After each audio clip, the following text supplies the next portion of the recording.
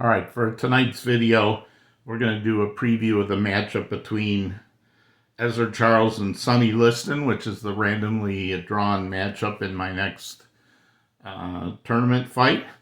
I want to talk a little about their cards and how we can look at the various strategies they might want to use. One of the things I love about data boxing is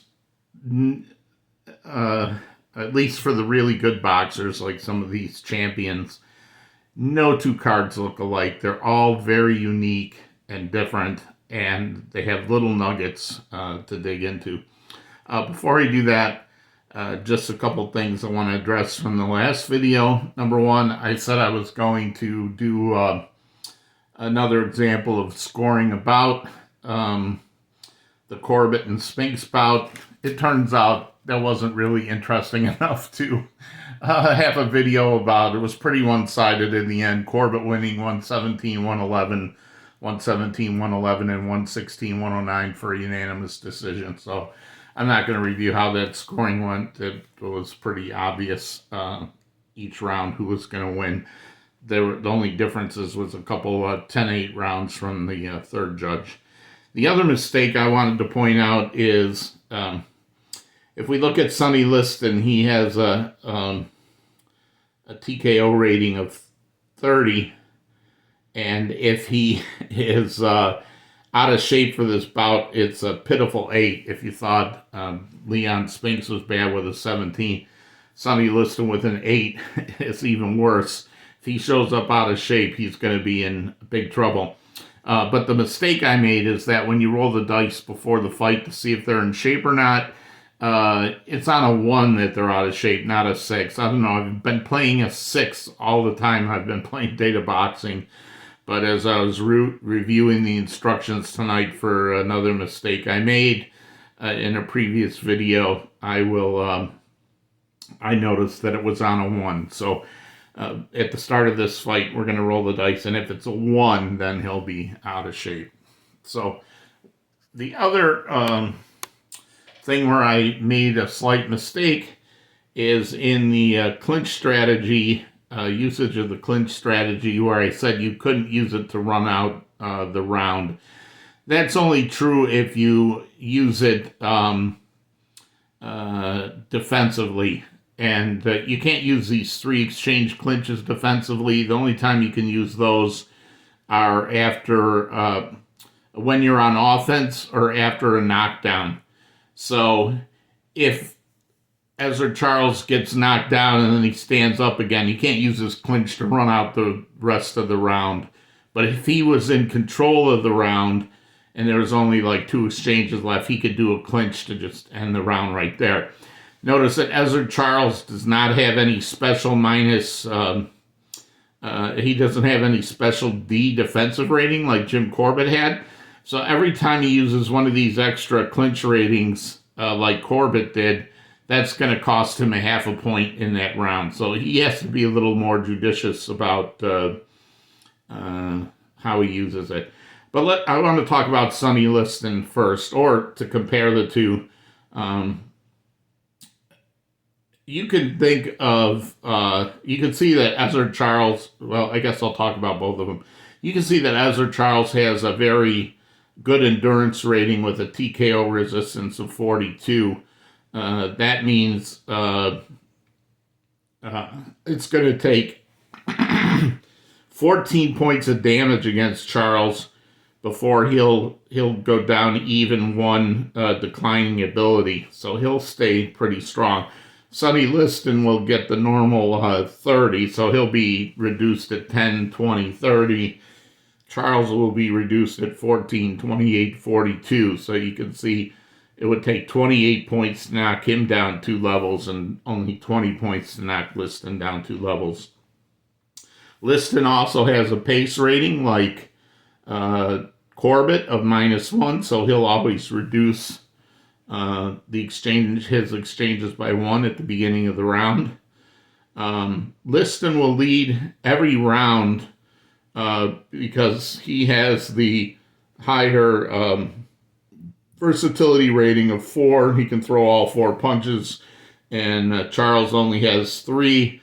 It doesn't actually list what those three were. I didn't make them up, but he can throw three different punches with good effect. Liston can throw four, so Liston will lead every round. And this aggression round rating in the second round of +1 means that he will get a half a point in that round for aggression. So Liston is, if you think of games like Title Bout or Legends of Boxing and even Glory Days Boxing, some guys are boxers, some guys are sluggers, some guys are, like a hybrid boxer-slugger. Sonny Liston is definitely all-out slugger. His boxing rating up here of F is like the worst. And you can see if you are using advanced strategies, which I don't use, but if you were using them, he's just bad when he tries to use strategies. He doesn't have a single positive one. So he has like a -5 total. He's just not, he's like the opposite of Corbett as far as dancing around the ring. This guy is a one-trick slugging pony, and we're going to talk about that in a second. If you look down here, it is 14, 15, 16, 17, 18.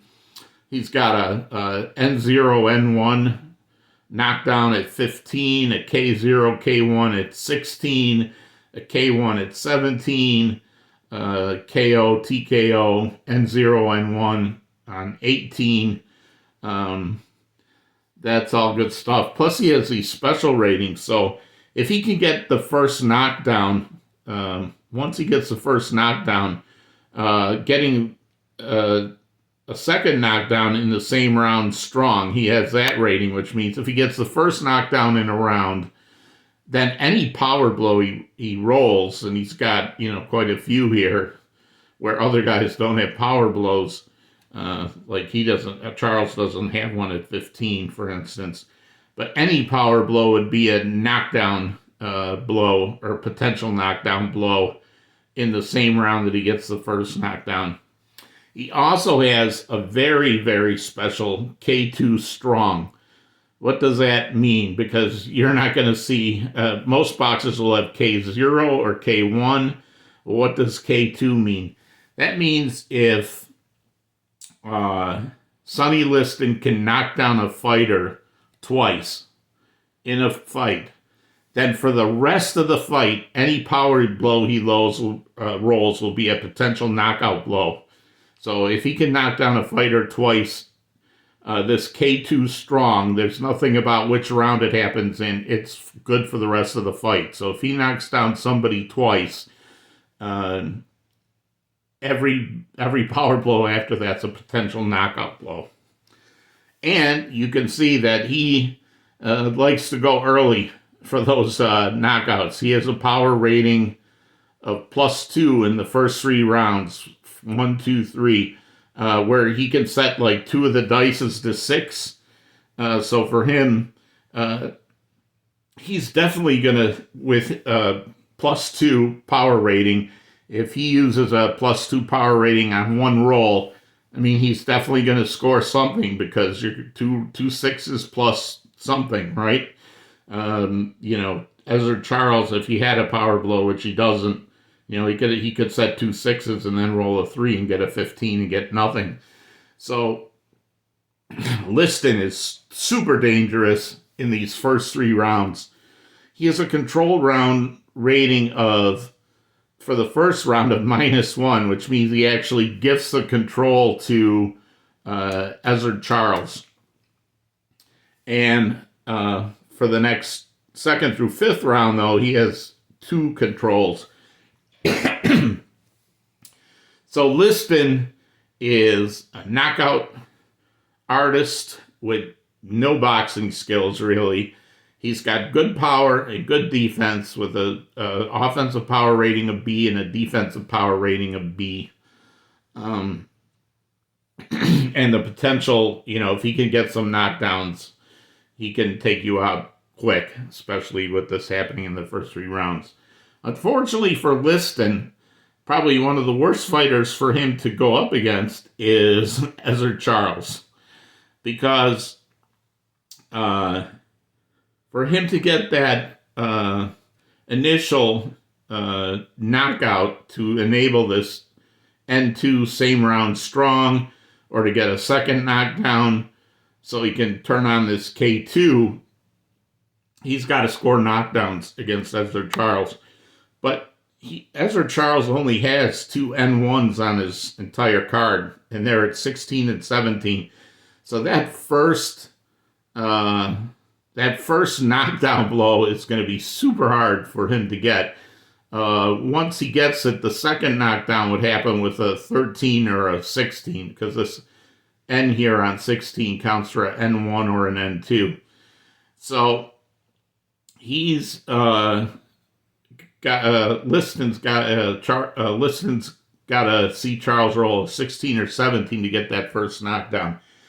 What's the other reason that Charles is meant for Liston? Well, Liston only has 3 rounds with this +2 power rating. Ezzard Charles has a jab 2 rating. So in the last fight, Corbett had a jab rating, but he didn't really need to use that jab rating. Ezzard Charles needs to use this jab rating. He could turn it on for 2 rounds. And my guess is, I think how I'm going to play it is that Ezzard Charles will try to get through the first round, okay, and then use the run and jab strategy for the second and third round to cancel out this power ability. Remember that jab strategy means that only the power rolls at 3 and 18 for both boxers will count. So for the second and third round, if he uses this jab strategy, that's going to cancel this N at 15, the K at 16, and the K1 at 17 for Liston. So I think most importantly, he's going to cancel that N at 15, which Charles does not want to see. So Corbett had the jab strategy, didn't really need to use it. Charles is definitely going to use it for the second and the third second and third round.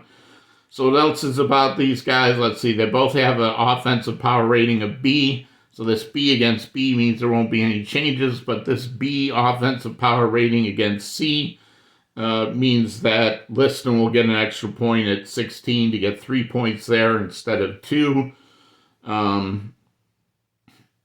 The referee will give Ezzard Charles with his C+ against Liston's F. He'll give him a half point every round, the referee. What else can we see here? In addition to being hard to knock down, he's also not easy to knock out, which that only happens on a 5, 6, or 7. He also has some of the rare injury 2 ratings, which means that if he gets injured once, it's much more likely he's going to keep getting injured. So he has to look out for getting TKO'd by injuries, especially since Liston has a injury at 14, the only injury on his card, but that's a good place for it. So on offense, Ezzard Charles has a foul rating. The first time we've seen that was going to cost him a point, give a point to Liston every time this comes up.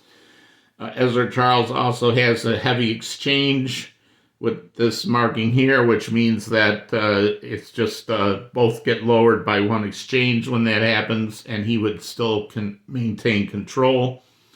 Liston also has a special rating here at 14, but that only takes effect for Floyd Patterson. So on if Liston was fighting Floyd Patterson, instead of an injury 2 here on 14, he'd have a K and an N and a 2.